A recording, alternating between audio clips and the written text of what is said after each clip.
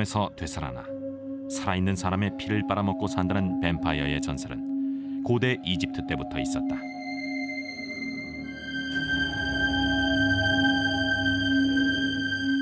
뱀파이어. 무고한 인간의 피로 영원한 삶을 누리지만 십자가 앞에선 맥을 못 추는 존재. 그리고 햇빛에 노출되거나 심장에 말뚝을 박으면 이들도 죽고 만다. 지난 한 세기 동안 브람 스토커의 소설 드라큘라는 숱한 아류작을 양산했을 뿐 아니라 뱀파이어 문화의 추종자를 낳는 데 기여하기도 했다.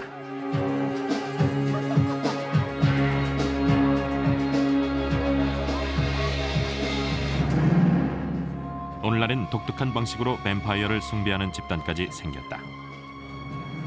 뱀파이어의 비밀스런 세계에 입문했다고 주장하는 이 남성은 12살 때부터 피를 마셨다고 한다.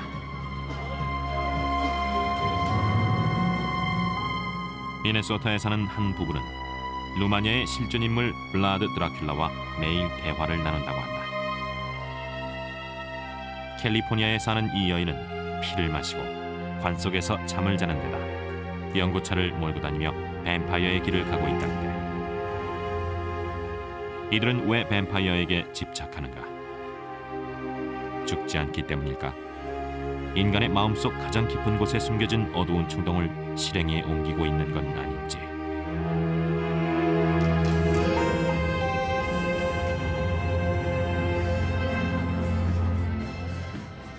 캘리포니아 비버리 힐즈의 팡클럽.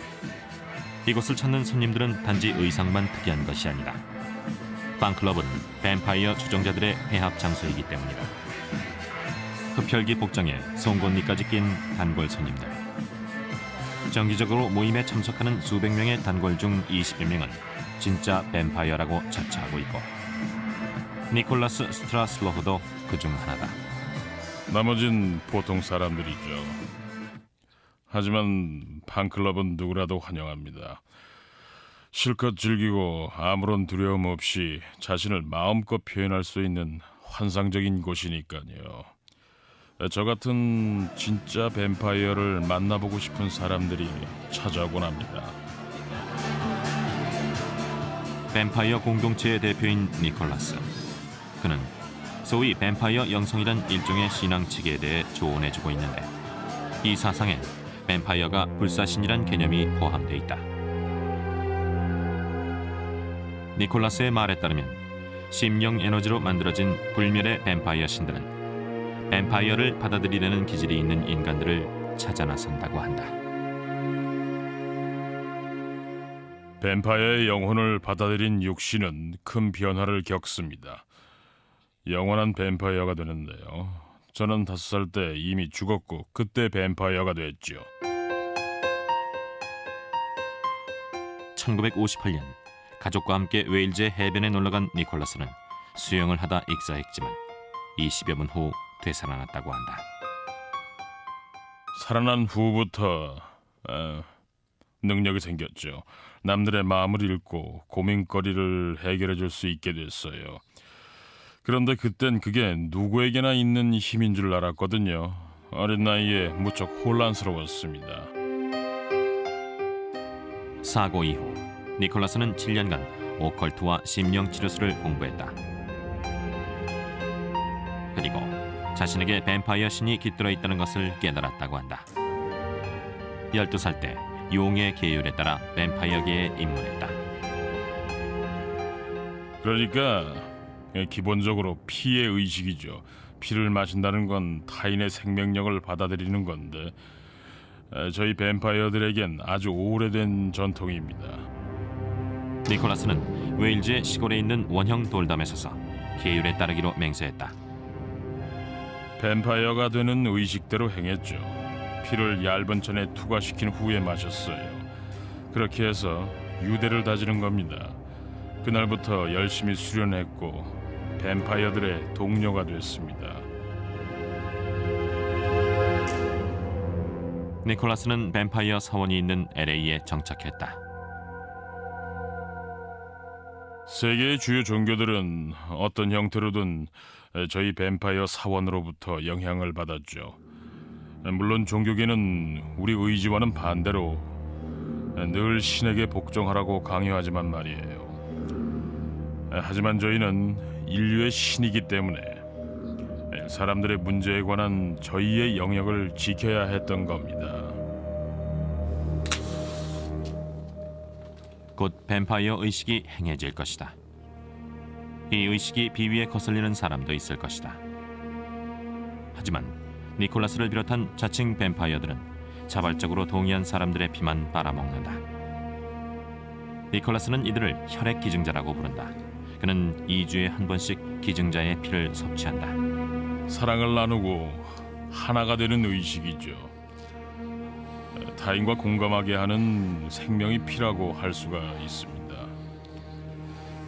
자신과 타인의 영혼을 공유하는 행위인데요.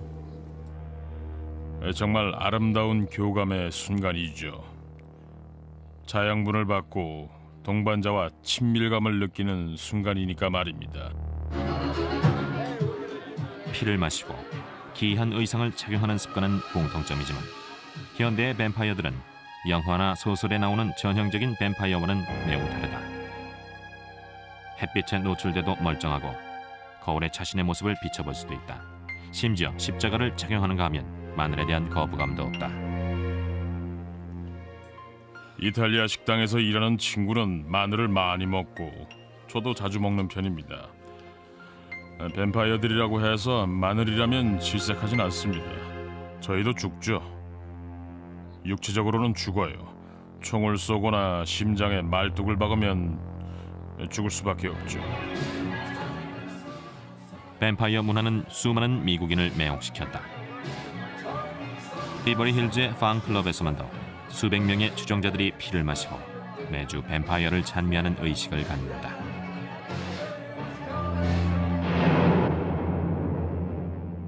무엇이 이들을 이토록 열광하게 만드는가? 사실 뱀파이어를 두려워하고 혐오하는 사람들이 더 많다. 그런데 추종자들은 왜 흡혈 행위를 묵인하고 심지어 찬미하며 이 땅을 배회하는 부도덕한 불멸의 신을 숭배하는가? 이 문화엔 과거로부터 현재에 이르는 드라큘라의 모든 습성이 종합되어 있다고 봅니다. 성적인 측면과 또 불멸의 속성, 게다가 도시 생활의 불안감과 피해 속성에 대한 두려움, 또 경제적인 불안, 이런 것들을 모아서 새로운 문화를 만든 거죠.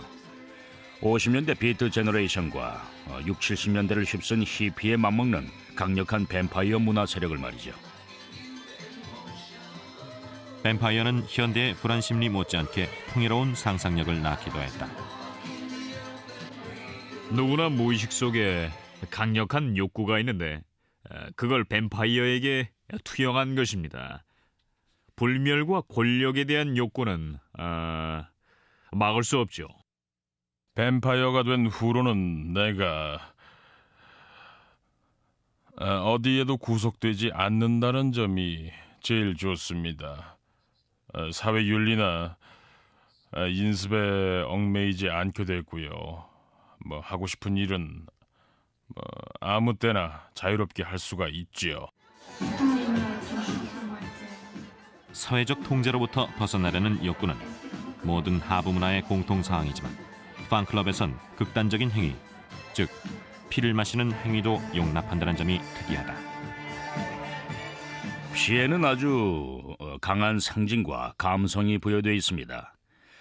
뱀파이어 공동체는 피에 내재된 상징과 감성의 측면을 추출해 그들의 문화로 수용한 거죠. 이 공동체 안에는 피를 숭배하는 이들도 있고 진짜로 뱀파이어가 되고 싶어하는 사람들도 있습니다. 권력과 매력을 모두 거머쥘 수 있으니까 말이죠. 한편 뱀파이어의 생활 방식대로 살아가길 바라는 사람도 있습니다.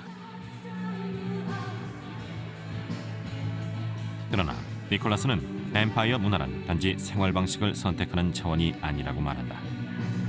그에게 뱀파이어 문화는 종교요 신념이자 공동체다. 피를 마시는 행위가 야만적으로 여겨질지라도 오히려 그 때문에 이 문화에 중독된다고 주장한다. 금기를 깨는 것입니다. 제 안에 숨겨진 어두운 욕망을 해결하고 타인의 환상을 대신 충족해 줄 수도 있고요. 동경의 대상이 될 수도 있고 악몽 같은 존재가 될지도 모르죠.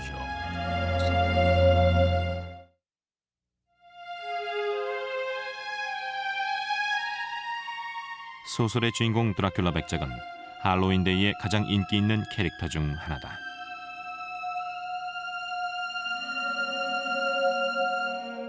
붉은 눈에 뾰족한 송곳니, 창백한 안색과 소름 끼치는 숨결.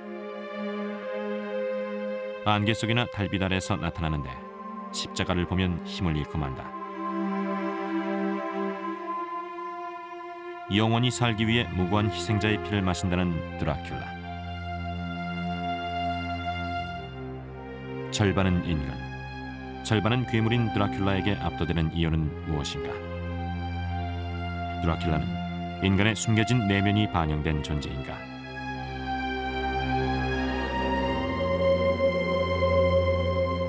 (1897년) 브람 스토커가 쓴 소설 드라큘라는 수십 개 국어로 번역 출판됐으며 초판 이래 현재까지 꾸준히 인기를 얻고 있는 작품이다.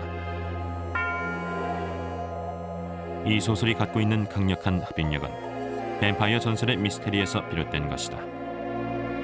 소설은 일련의 일기들로 구성되어 있고 서두는 영국 변호사 조나단 하커가 수수께끼의 의뢰인 드라큘라 백작을 만나기 위해 런던에서 트란실바니아로 떠나는 장면으로 출발한다. 하커 변호사의 임무는 런던의 저택을 구입한 백작의 계약을 마무리하는 것이다. 트란실바니아는 숲 너머의 땅이란 뜻이죠. 이 지명이 암시하는 바는 소위 구름 저변에 있는 미지의 땅. 셰익스피어의 표현대로라면 아무도 돌아오지 못하는 곳인데요. 유령과 뱀파이어, 늑대 인간과 같은 상상 속의 존재들이 살고 있고 불가능이란 없는 신비한 곳이라고 전해 내려오지요.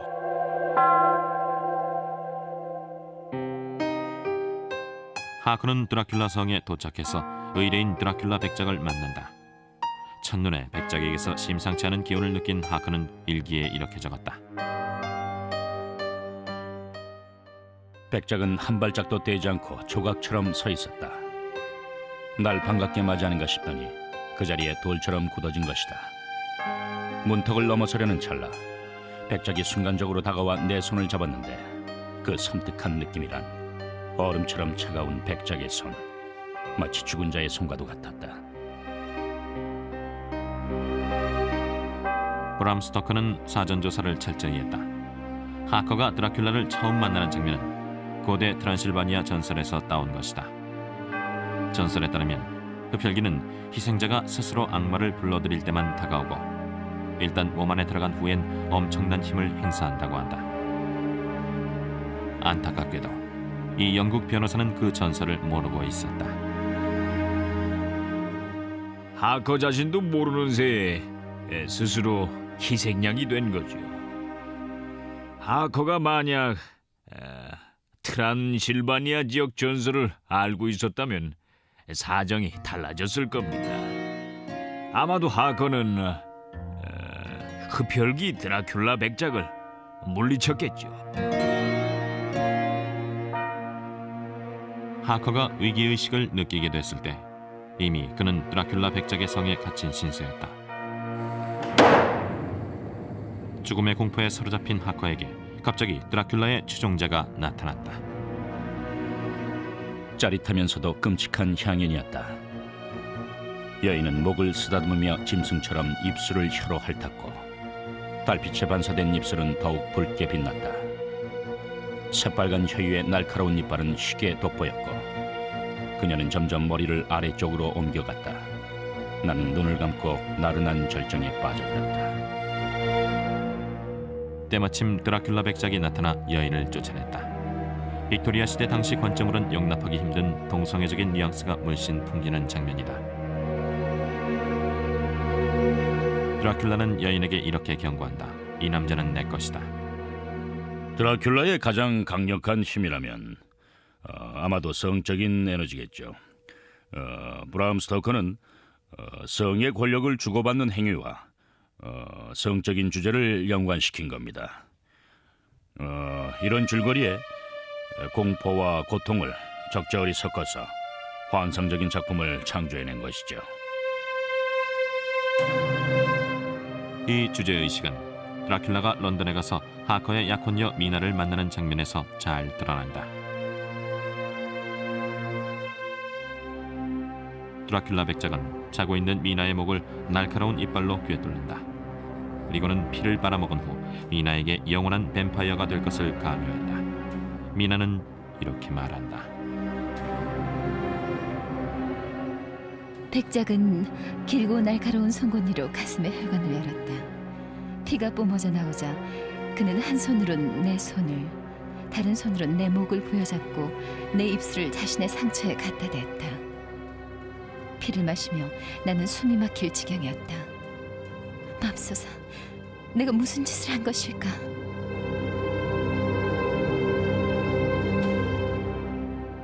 드라큘라는 자신의 피 속에 담긴 엄청난 힘을 미나가 받아마시게 함으로써 미나를 뱀파이어로 만드는 의식을 시작한 것이다. 이 상황은 빅토리아 시대에는 금기시했던 표현을 비유적으로 암시한 것이다. 물론 이 소설은 단지 성적인 암시 때문에 인기를 끈 것은 아니다.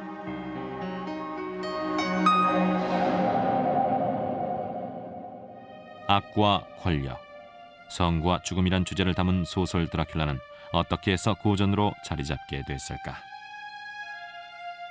신화는 계속될 겁니다. 누구나 나이를 먹지 않고 영원히 살기를 바라기 때문입니다. 흡혈귀 드라큘라 백작은 심리학자 칼 융의 말대로 우리 마음에 숨겨져 있는 속성의 대명사지요. 마음의 절반은 그늘에 가리워져 있어서 우리 자신도 그 정체를 알 수가 없습니다. 그래서 그것을 해부하고 분석하는 과정에서 모든 금기는 깨지고 점차 대담해져서 이런 질문을 던지게 되지요. 우리는 어떤 존재이며 왜 이런 존재가 되었는가? 뱀파이어들은 보편적인 종교의 내세관과는 달리 뱀파이어가 되면 현세에서 영원히 살 수 있다고 장담한다. 영생에 대한 갈망은 현대인의 강박관념에도 잘 반영돼 있죠. 폭탄 테러를 두려워하고 살모넬라균에 감염되지 않으려고 나름식을 자제하는 것도 본질적으로 영원히 살고자 하는 욕구인데요. 뱀파이어 문화의 여피적 버전이라고나 할까요? 브람 스토커의 드라큘라엔 뚜렷한 윤리의식이 있다. 악의 유혹에 굴복한 자는 영혼을 빼앗긴다는 것이다. 악마의 유혹을 받아들인다면 한동안은 만족스러울지 몰라도 결국에 가서는 악이 모든 것을 지배하게 되죠. 인간의 삶은 악마의 뜻대로 좌지우지되고 맙니다.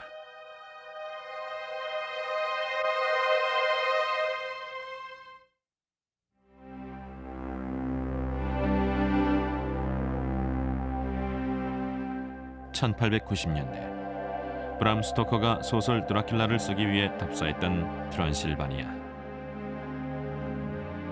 카르파티아 산맥에 둘러싸인 이곳은 여전히 신비롭고 아름답다.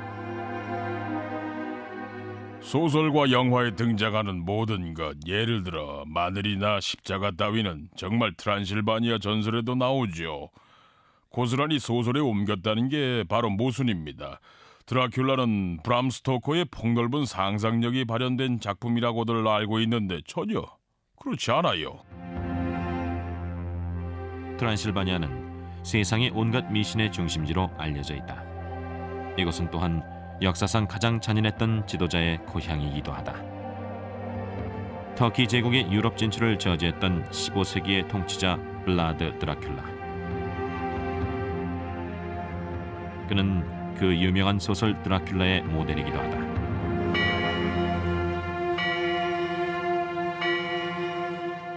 블라드 체페시 드라큘라는 1431년 트란실바니아에서 출생했다. 루마니아어로 드라큘라는 용의 아들 혹은 악마의 아들이란 뜻이다. 블라드 드라큘라의 부친이 트란실바니아와 터키 사이에 위치한 왈라키아의 통치자가 됐을 때 블라드 형제는 평화협정의 일환으로 터키에 보내졌고 술탄과 함께 생활하게 된다.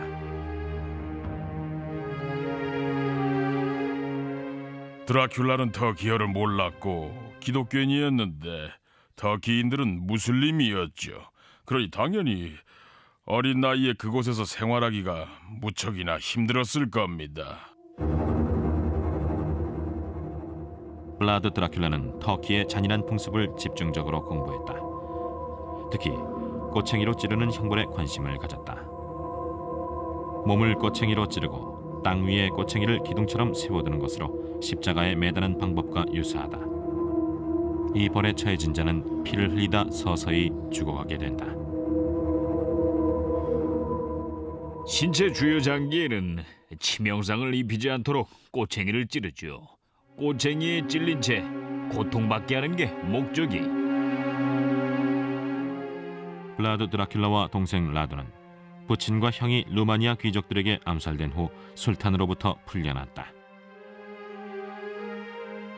1456년 왕위를 계승한 블라드 드라큘라는 터키에서 배운 것을 실행에 옮겼다. 꼬챙이로 찌르는 블라드라는 악명을 얻게 된 것도 그 때문이다. 드라큘라는 집권 초기엔 부친과 형을 암살한 사람들에 대해 아무 조치를 취하지 않았죠. 그러다가 1459년쯤 돼서 암살에 가담했던 귀족들을 부활절 파티에 초청하고 주변을 군인들로 포위했습니다. 술과 음식을 잔뜩 먹인 후 드라큘라는 힘없는 아이와 여자들 그리고 노인들을 차례로 찌르기 시작했죠. 그리고 나머지 사람들은 포이나르에 있는 드라큘라 성으로 데려갔습니다. 이들은 거기서 성을 다시 짓는 노역에 종사하게 됐습니다. 지주들에게 복수함으로써 의기양양해진 드라큘라는 터키의 눈길을 돌렸다. 터키가 왈라키아를 약탈하지 못하도록 수시로 터키의 군대를 파견해 사람들을 죽이고 불지르게 했다.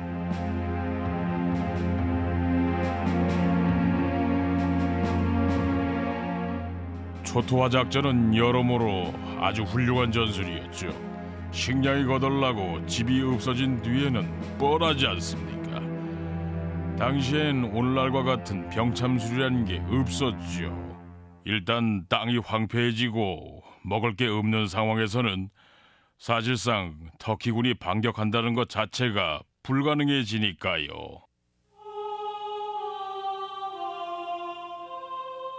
드라큘라는 술탄에 대한 보복을 잠시 미뤄뒀을 뿐 완전히 포기한 것은 아니었다. 술탄에게 복수하는 예비 단계로서 무수한 터키 포로들을 꼬챙이로 죽이기 시작했다.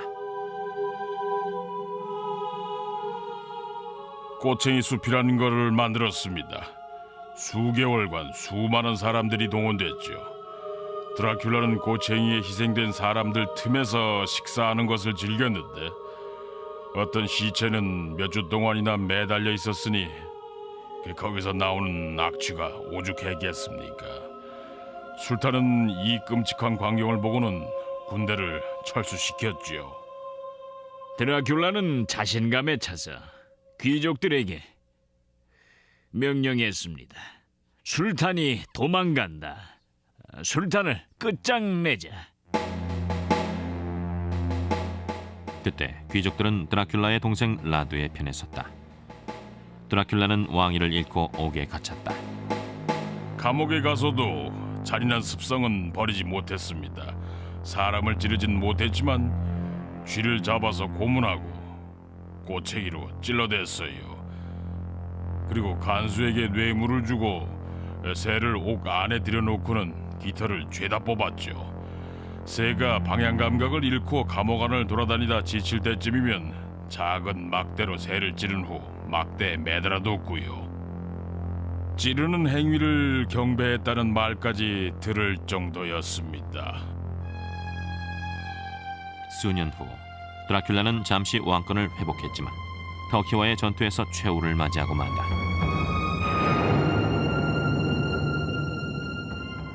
루마니아의 드라큘라와 스토커의 소설에 나오는 초자연적인 뱀파이어는 어떤 관계인가? 역사상의 인물도 드라큘라 백작처럼 악마 같은 존재였을까?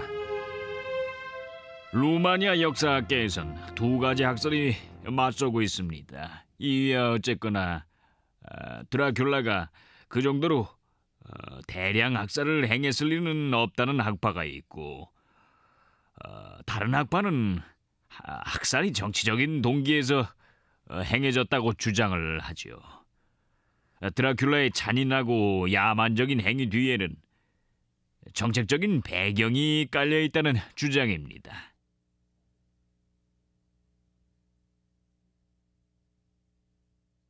정신질환자였건 실용주의자였건 간에 드라큘라의 방식이 끔찍한 것임은 분명하다.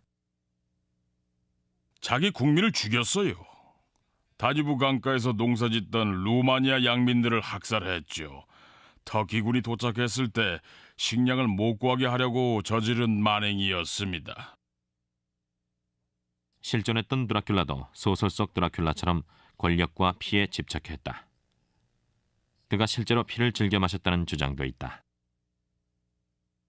희생자의 피를 그릇에 가득 채우고 그 피에 빵을 찍어 먹었다고도 합니다. 고단백 식단이긴 하지만요. 죽지 않는 드라큘라 백작과는 달리 블라드 드라큘라는 터키인들 손에 죽었다. 그러나 그의 무덤엔 미스테리가 있다. 수백 년간 그의 시신은 부카레스트 북부의 수도원에 안치된 것으로 알려져 왔다. 그런데 1931년 무덤을 발굴해보니 관은 텅 비어 있었다.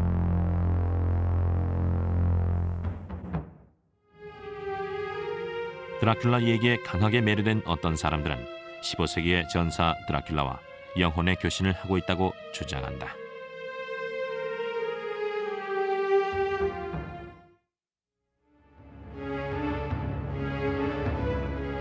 실존했던 드라큘라와 전설의 뱀파이어는 오늘날까지도 오컬트 숭배자들 덕에 그 생명력을 유지하고 있다.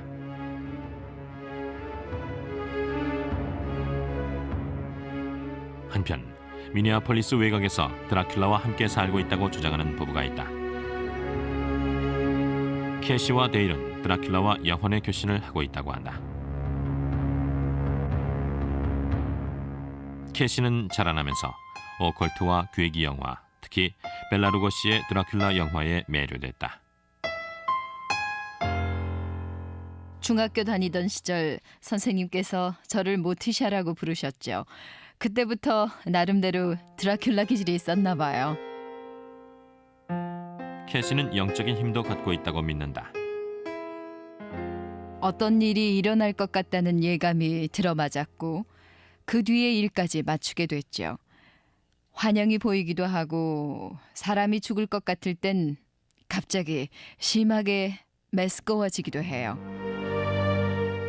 캐시는 신문에서 블라드 드라큘라의 초상화를 보는 순간 영적인 교감을 느꼈다고 한다.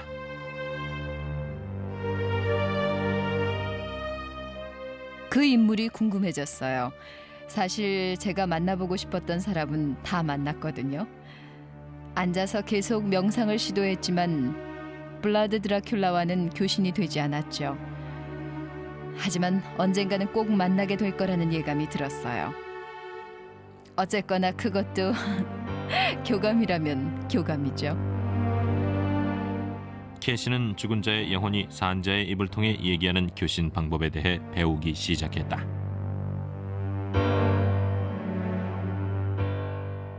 (1986년) 캐시는 뱀파이어를 다룬 TV 시리즈인 다크 섀도우즈 팬들을 위한 페스티벌에서 데일 맥킨리를 만난다. 데일은 다크 섀도우즈의 팬이긴 했지만 뱀파이어를 숭배하지는 않았고 블라드 드라큘라에 대해선 들어본 적도 없었다. 하지만 데일은 오컬트에 대한 캐시의 열정에 매료됐다. 몇 년 후 그들은 결혼했고 미네소타 동부로 이사했다. 캐시는 데일에게 위자보드를 가르쳤고 신비주의에 대한 교감을 지속적으로 나누었다. 위자보드로 돌아가신 친척분들을 만나는 연습을 했습니다. 그리고 그 능력을 어떤 범위까지 확장할 수 있는지도 알아봤고요. 초자연 현상에 관심이 많아서 그 문제를 본격적으로 파고들었죠. 그러던 어느 날 캐시는 그토록 오랫동안 만나고 싶어했던 인물과 드디어 교신하게 된다.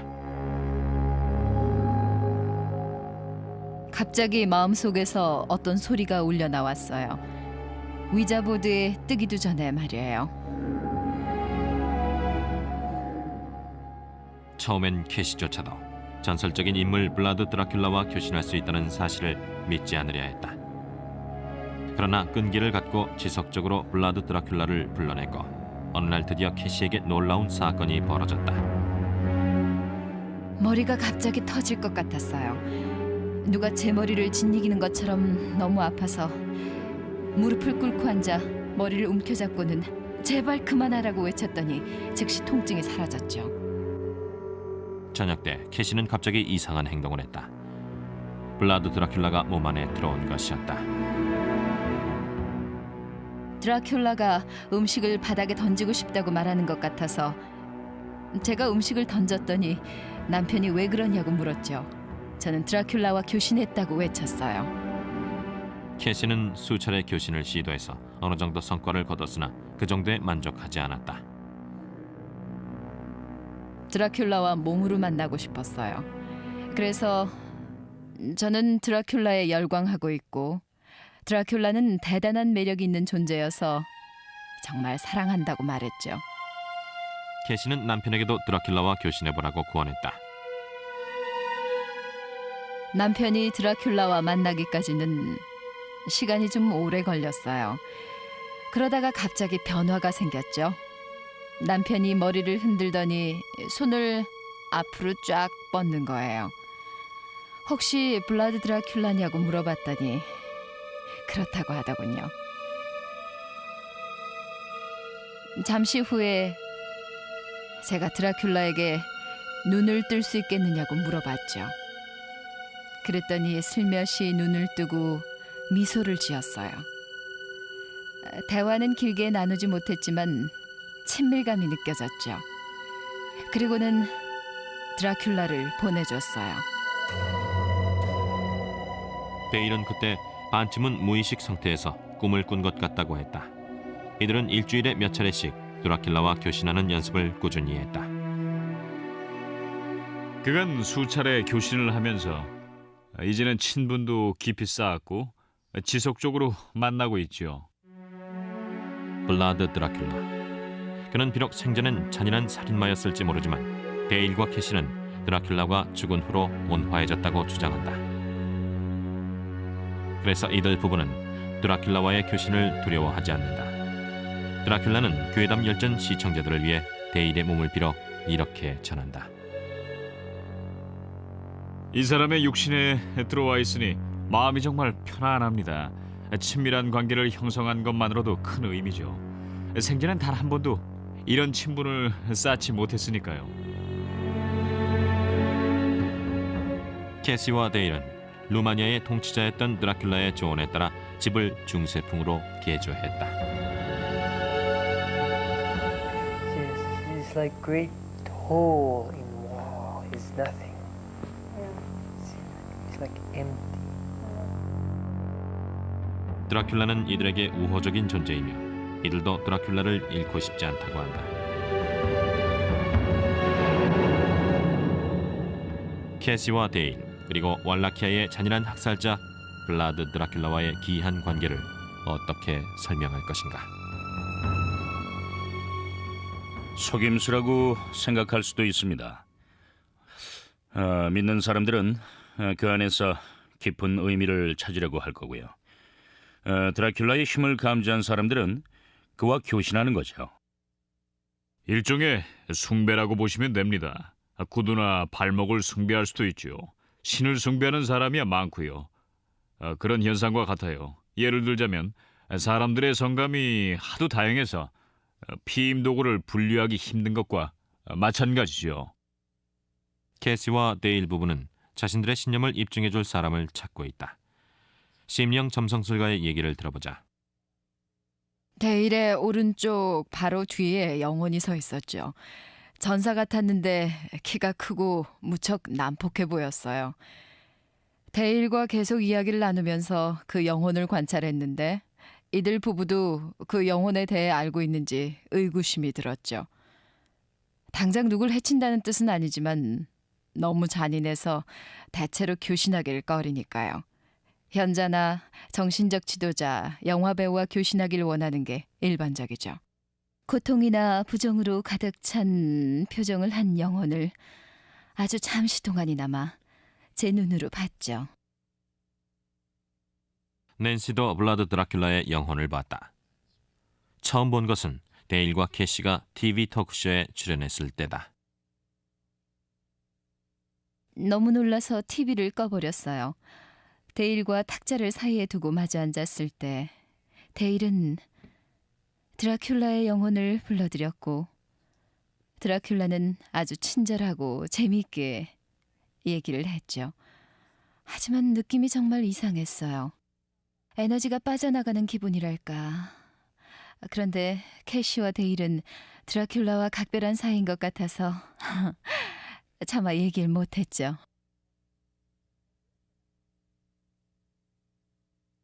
팔 년이 흘렀지만 캐시와 데일은 여전히 드라큘라와 잘 지내고 있다. 비록 그들의 경험을 진실로 입증하지는 못했지만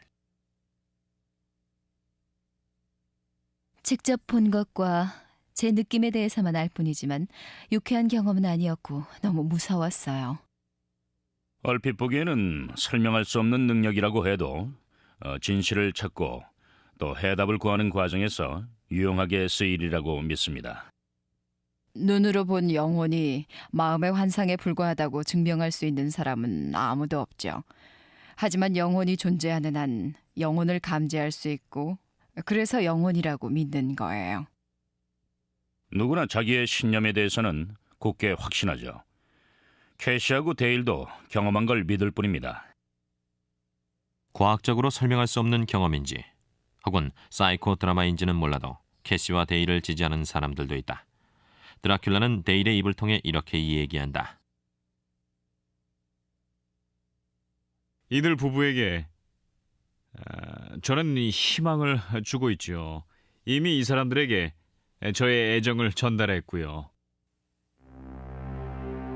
데일과 캐시는 드라큘라의 영혼이 알려준 내세를 믿는다.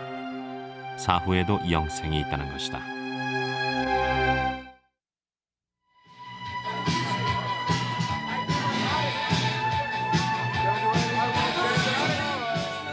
오늘날엔 뱀파이어로 자처하는 사람들일지라도 결국엔 죽고 만다. 이들은 거울에 그 모습이 비춰지고 십자가를 두려워하지 않는다. 멀쩡한 직장도 다니고 사람들과도 잘 지낸다. 일반인과의 차이는 단 하나, 남의 피를 먹는다는 점이다.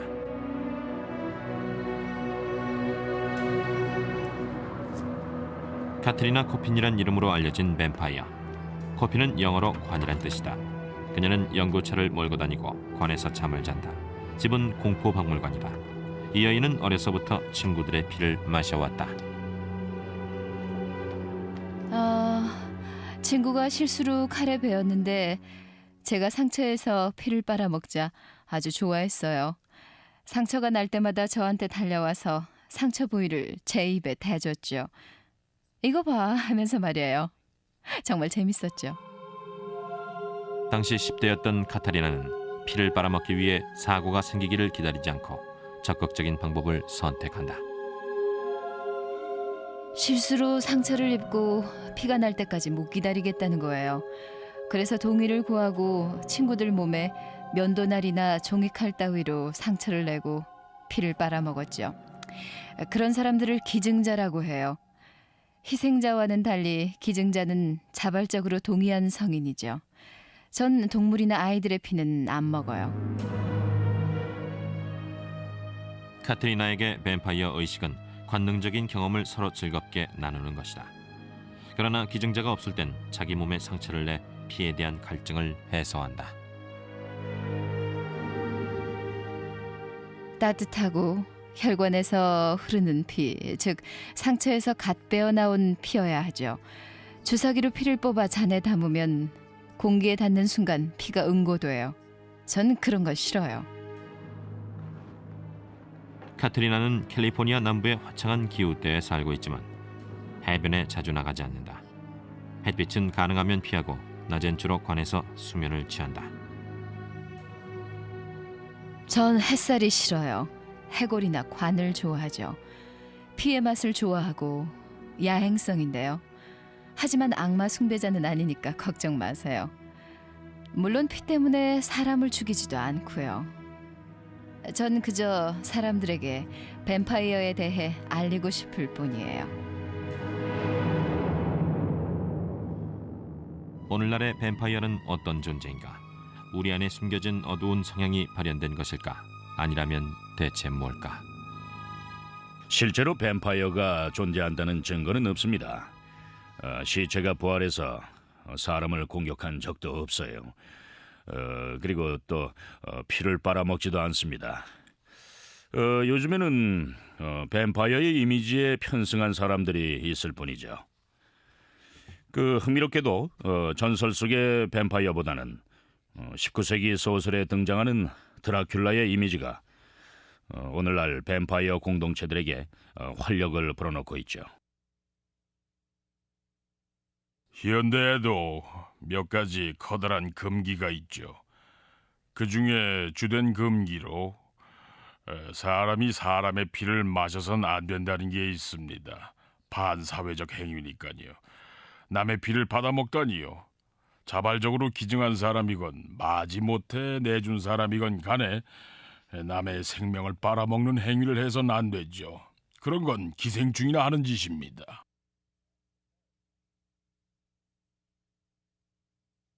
뱀파이어는 피만 노리는 것이 아니다. 그들은 권력을 갈구한다. 뱀파이어가 되고자 하는 욕구와 권력이 연계돼 있다는 사실이 흥미롭죠. 사람들은 권력을 원해요. 재력이나 지력과는 다릅니다. 뱀파이어의 권력은 마법의 힘이죠. 권력과 젊음, 마법을 연상케 하는 뱀파이어. 그래서 뱀파이어는 한층 더 매력적이고 두려운 존재가 된다. 결국 우리 얘기죠. 불사신 얘기가 아니에요. 관심을 끌려면은 사람들의 욕구를 이해해야 하는데 같은 사람끼린 그런 얘기를 주고받기가 꺼려지지요. 그래서 뱀파이어에게 여러 가지 특성을 부여하고 사람들은 그 뱀파이어들에게 영생과 젊음, 건강에 대한 욕구를 털어놓는 것입니다. 아시다시피 뱀파이어들도 영원히 살기를 원해요. 그러기 위해 아름다운 영국 여성의 피를 기꺼이 마십니다. 그건 그렇고 왜 뱀파이어가 되려고들 하죠? 영생을 위해 악마에게 영혼을 파는 행위는 결코 취소할 수 없는 계약이기에 선뜻 응하려는 사람은 많지 않다. 영원한 삶을 걸고 도박을 하고 싶다면 악마와 계약을 하세요. 악마는 장차 무슨 짓을 할지 몰라요. 종교계에서 하는 경고 정도만 떠오를 뿐이지요. 악마의 손아귀에 들어간 이상 인간으로서의 삶은 끝나는 겁니다.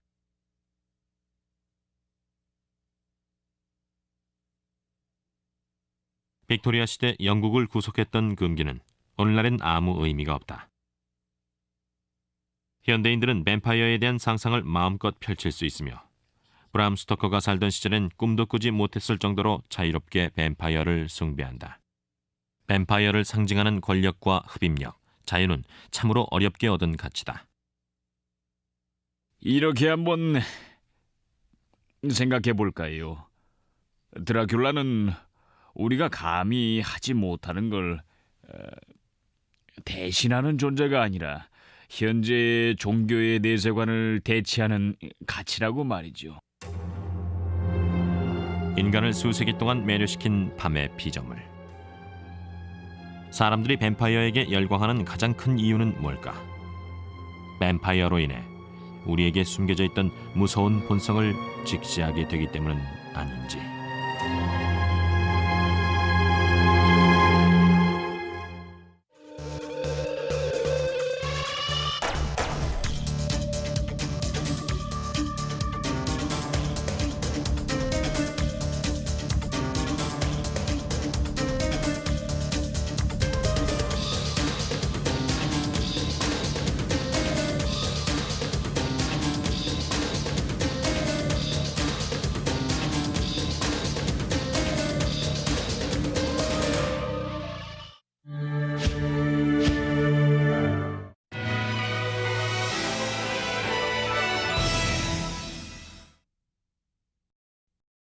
니콜라스 스트라슬로흐도 그중 하나다. 나머진 보통 사람들이죠. 하지만 팬클럽은 누구라도 환영합니다. 실컷 즐기고 아무런 두려움 없이 자신을 마음껏 표현할 수 있는 환상적인 곳이니까요. 저 같은 진짜 뱀파이어를 만나보고 싶은 사람들이 찾아오곤 합니다. 뱀파이어 공동체의 대표인 니콜라스. 그는 소위 뱀파이어 영성이란 일종의 신앙 체계에 대해 조언해주고 있는데, 이 사상엔 뱀파이어가 불사신이란 개념이 포함되어 있다. 니콜라스의 말에 따르면 심령 에너지로 만들어진 불멸의 뱀파이어 신들은 뱀파이어를 받아들이려는 기질이 있는 인간들을 찾아 나선다고 한다. 뱀파이어의 영혼을 받아들인 육신은 큰 변화를 겪습니다. 영원한 뱀파이어가 되는데요. 저는 5살 때 이미 죽었고 그때 뱀파이어가 됐죠. 1958년 가족과 함께 웨일즈의 해변에 놀러간 니콜라스는 수영을 하다 익사했지만 20여 분 후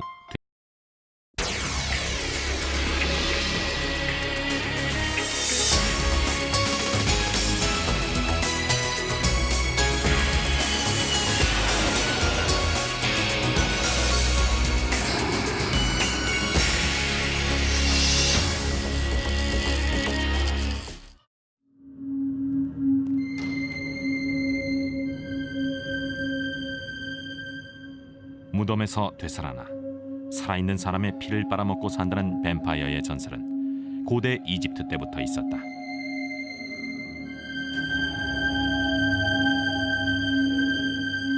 뱀파이어, 무고한 인간의 피로 영원한 삶을 누리지만 십자가 앞에선 맥을 못 추는 존재. 그리고 햇빛에 노출되거나 심장에 말뚝을 박으면 이들도 죽고 만다. 지난 한 세기 동안 브람 스토커의 소설 드라큘라는 숱한 아류작을 양산했을 뿐 아니라 뱀파이어 문화의 추종자를 낳는 데 기여하기도 했다.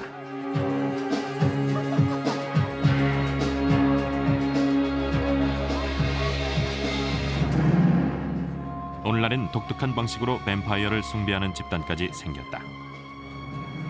뱀파이어의 비밀스런 세계에 입문했다고 주장하는 이 남성은 12살 때부터 피를 마셨다고 한다.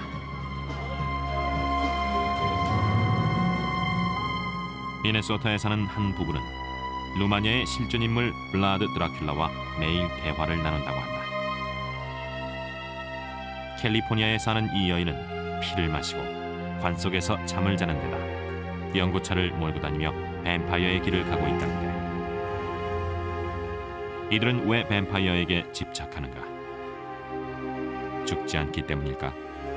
인간의 마음속 가장 깊은 곳에 숨겨진 어두운 충동을 실행에 옮기고 있는 건 아닌지.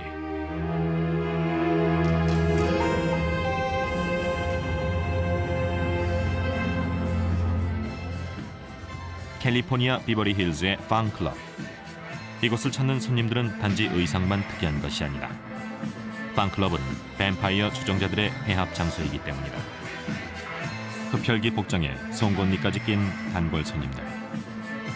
정기적으로 모임에 참석하는 수백 명의 단골 중 20여 명은 진짜 뱀파이어라고 자처하고 있고 되살아났다고 한다. 살아난 후부터 능력이 생겼죠. 남들의 마음을 읽고 고민거리를 해결해 줄 수 있게 됐어요. 그런데 그땐 그게 누구에게나 있는 힘인 줄 알았거든요. 어린 나이에 무척 혼란스러웠습니다. 사고 이후 니콜라스는 7년간 오컬트와 심령치료술을 공부했다. 그리고 자신에게 뱀파이어 신이 깃들어 있다는 것을 깨달았다고 한다. 12살 때 용의 계율에 따라 뱀파이어계에 입문했다. 그러니까 기본적으로 피의 의식이죠. 피를 마신다는 건 타인의 생명력을 받아들이는 건데 저희 뱀파이어들에겐 아주 오래된 전통입니다. 니콜라스는 웨일즈의 시골에 있는 원형 돌담에 서서 계율에 따르기로 맹세했다. 뱀파이어가 되는 의식대로 행했죠. 피를 얇은 천에 투과시킨 후에 마셨어요. 그렇게 해서 유대를 다지는 겁니다. 그날부터 열심히 수련했고 뱀파이어들의 동료가 됐습니다. 니콜라스는 뱀파이어 사원이 있는 LA에 정착했다. 세계의 주요 종교들은 어떤 형태로든 저희 뱀파이어 사원으로부터 영향을 받았죠. 물론 종교계는 우리 의지와는 반대로 늘 신에게 복종하라고 강요하지만 말이에요. 하지만 저희는 인류의 신이기 때문에 사람들의 문제에 관한 저희의 영역을 지켜야 했던 겁니다. 곧 뱀파이어 의식이 행해질 것이다. 이 의식이 비위에 거슬리는 사람도 있을 것이다. 하지만 니콜라스를 비롯한 자칭 뱀파이어들은 자발적으로 동의한 사람들의 피만 빨아먹는다. 니콜라스는 이들을 혈액 기증자라고 부른다. 그는 2주에 한 번씩 기증자의 피를 섭취한다. 사랑을 나누고 하나가 되는 의식이죠. 타인과 공감하게 하는 생명이 피라고 할 수가 있습니다. 자신과 타인의 영혼을 공유하는 행위인데요. 정말 아름다운 교감의 순간이죠.